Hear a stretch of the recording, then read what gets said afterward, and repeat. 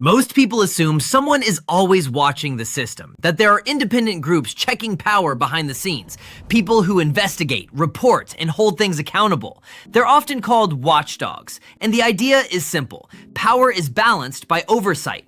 When decisions are made at the highest levels, there are supposed to be mechanisms that review them, not publicly at first, but internally and independently. That creates a sense of stability, a belief that even if something goes wrong, there's a system designed to catch it. But what if that system is starting to change? Not by being removed completely, but by slowly losing its ability to function. Because oversight doesn't just exist on paper. It depends on people, structure, and independence. And those things can shift over time.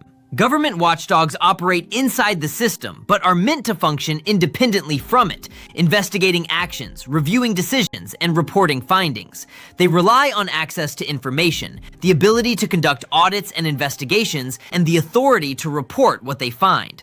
But all of those things depend on support, resources, staffing, and the ability to operate without interference. When any of those are reduced, the system starts to weaken.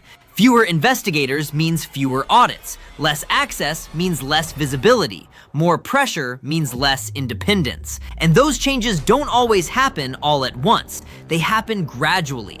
A position isn't filled, a department loses funding, an investigation slows down or disappears. Individually, each change seems minor, but together they start to reshape the system. Because oversight isn't just about existence, it's about effectiveness. A watchdog that exists but can't act is very different from one that can. And over time, those limitations start to add up. Reports take longer to complete, findings become less visible, and accountability becomes harder to measure.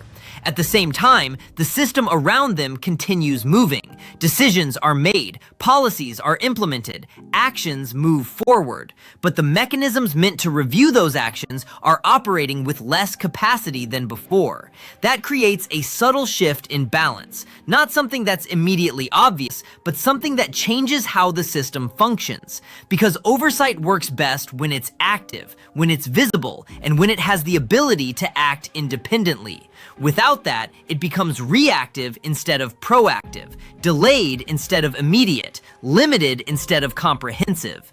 And most people never see that change happening. They still assume the system is being monitored, that someone is checking what's happening behind the scenes, that accountability is built into the structure. But the strength of that system depends on how well those watchdogs can operate, not just that they exist, and when their ability to function is reduced. The impact isn't always immediate. It builds slowly over time, until oversight becomes less effective, less visible, and less influential. Which raises a different kind of question. Not whether oversight exists, but how strong it actually is. Because the idea of accountability and the reality of accountability aren't always the same. So the next time you hear that something is being reviewed, or that there's a system in place to oversee it, take a moment and think about something deeper. Who is doing the watching? And how much power do they really have? If you found this video interesting, consider subscribing and hitting the notification bell so you don't miss all the deep dives into the systems shaping our world and the truth behind them that you may not hear every day. And if you know other independent thinkers who want to understand what's really happening behind the headlines, share this video with them. Then help out the algorithm. Hit that like button and leave a comment below. Your support helps the channel reach more viewers. If this topic made you think, the next video goes even deeper. Are you ready for the next truth test? Let's go.